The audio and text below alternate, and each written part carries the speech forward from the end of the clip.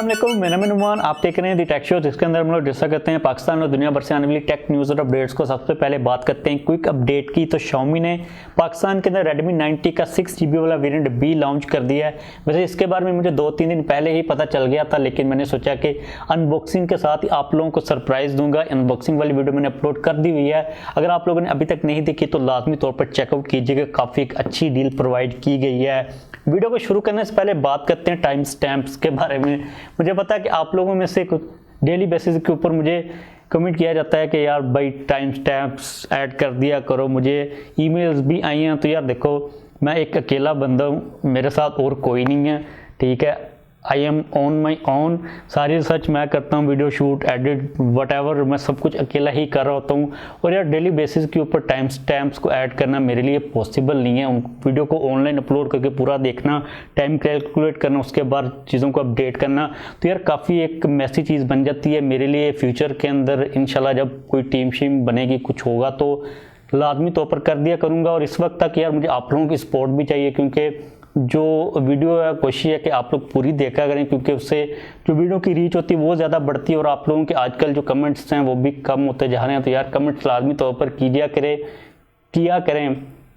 करें, नहीं होता कोई भी वर्ड, तो कमेंट्स लाजमी तौर पर किया करें। आप लोगों की जो सपोर्ट है उसकी काफ़ी ज़्यादा मुझे ज़रूरत है।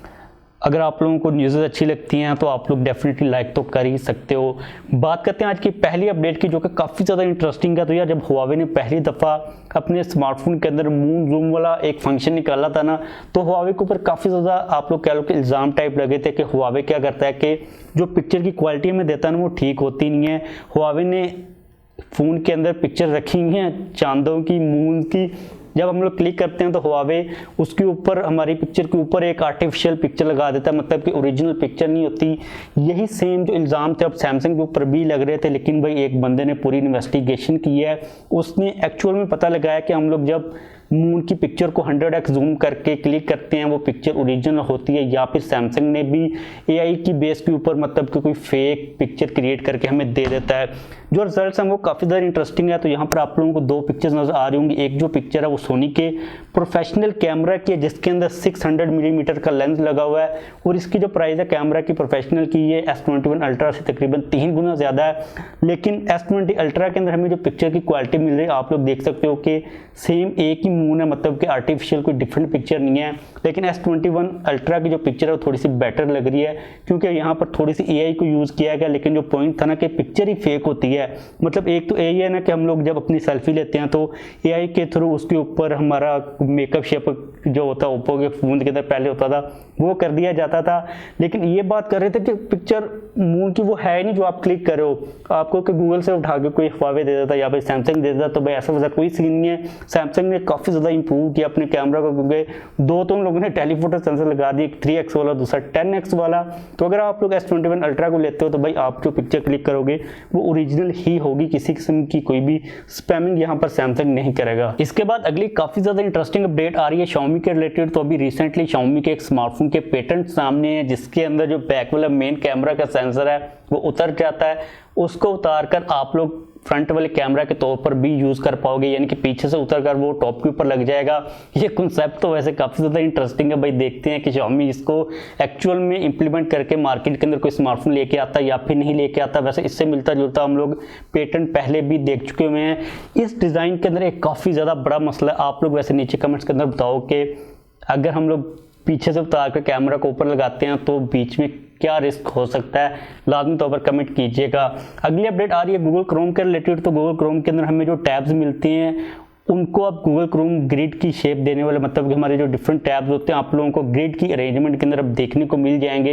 यहाँ पर आप लोग पिक्चर से आइडिया लगा सकते हो। जो ओवरऑल हमें लुक मिलेगी वो कंपैरेटिवली पहले से काफ़ी क्लीन मिल जाएगी। अगली अपडेट आ रही है नोकिया के रिलेटेड। तो भाई इस वक्त एप्पल, हुआवे, Xiaomi, रियलमी के बारे में बातें की जा रही हैं। जितने भी एनालिटिक्स आ रहे होते हैं वो इनके ही आ रहे होते हैं कि कौन सी कंपनी ने किस क्वार्टर के अंदर कितनी सेल्स की, मार्केट शेयर कितना था। अगर हम बात करते हैं नोकिया की तो भाई 2020 के लास्ट क्वार्टर के अंदर, अब ये जो मैं क्वार्टर का वर्ड यूज़ करता हूँ तो यार जो ग्लोबल मार्केट के अंदर ये सारा डाटा था ये क्वार्टर्स की फॉर्म में आता है, मतलब कि एक साल के अंदर 4 क्वार्टर होते हैं, 3 मंथ का एक क्वार्टर होता है। मतलब कि 2020 के आखिरी जो 3 मंथ थे उसको हम लोग आखिरी क्वार्टर कहते हैं। इस क्वार्टर के अंदर नोकिया की जो सेल्स थी, नोकिया टोटली तौर पर 15 नंबर के ऊपर था और 0.7% नोकिया का टोटल शेयर था। मतलब कि अब मुझे भी टू बी ऑनेस्ट जो कंपनीज के नाम आते हैं स्मार्टफोन्स की वो 5-6 के ही आते हैं। 15वें नंबर के ऊपर अगर नोकिया 5-6 की मुझे नाम आते हैं तो जो बीच में कंपनीज है वो कौन सी है मुझे तो उनका भी आइडिया नहीं है। अगर हम बात करते हैं फीचर फ़ोन्स की तो फीचर फ़ोन्स के अंदर नोकिया स्टिल दूसरे नंबर के ऊपर है। वैसे आप लोग नीचे कमेंट्स के अंदर बताओ कि इस वक्त पूरी दुनिया के अंदर ये जो फीचर फ़ोन्स होते हैं यानी कि हमारे जो बटनों वाले फ़ोन्स होते हैं इसको लेके कौन सी कंपनी पहले नंबर के ऊपर है, क्योंकि दूसरे नंबर के ऊपर तो नोकिया है। अगर हम बात करते हैं स्मार्टफोन्स की तो नोकिया ने 2.8 मिलियन स्मार्टफोन्स को आखिरी क्वार्टर के अंदर शिप किया और जो फीचर फोन्स थे वो नोकिया ने तकरीबन 12.7 मिलियन को शिप किया। तो ये वाला जो हमारे पास डाटा है ये भी काफ़ी ज़्यादा इंटरेस्टिंग था। काउंटर पॉइंट का ये बेसिकली डाटा, तो shout out to Counterpoint. अगली अपडेट यहाँ पर आ रही है सैमसंग के रिलेटेड। तो सैमसंग गैलेक्सी A52 के स्पोर्ट पेजेस ऑस्ट्रेलिया के अंदर लाइव हो चुके हुए हैं। वैसे इससे पहले A70 के भी हो चुके हैं, F62 के भी हो चुके हैं, जिसको टैब F62 भी कहा जा रहा था, M62 भी कहा जा रहा था। मतलब कि फेब के मंथ के अंदर भाई सैमसंग के काफ़ी ज़्यादा स्मार्टफोन्स आने वाले हैं जो कि A सीरीज़ के होंगे और M सीरीज़ के भी हो सकते हैं।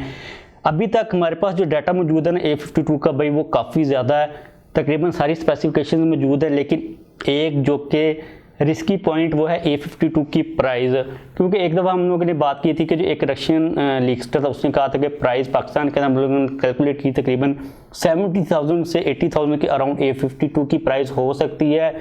तो सैमसंग कुछ भी कर सकता है। अगर आप लोग A52 का वेट कर रहे हो तो थोड़ी सी जो आउटर रिसर्च कह लो आप लोग, या फिर कुछ दूसरे स्मार्टफोन्स के ऊपर भी नज़र रखें। वैसे इसके ऊपर मैंने एक पूरी डेडिकेटेड वीडियो बनाई थी कि फेब के मंथ के अंदर कौन सा स्मार्टफोन एक्सपेक्टेड है। वो वीडियो अगर आप लोगों ने अभी तक नहीं देखी तो उसको लाजमी तौर पर चेकआउट करें ताकि आप लोगों के माइंड के अंदर कोई अल्टरनेट भी मौजूद हो।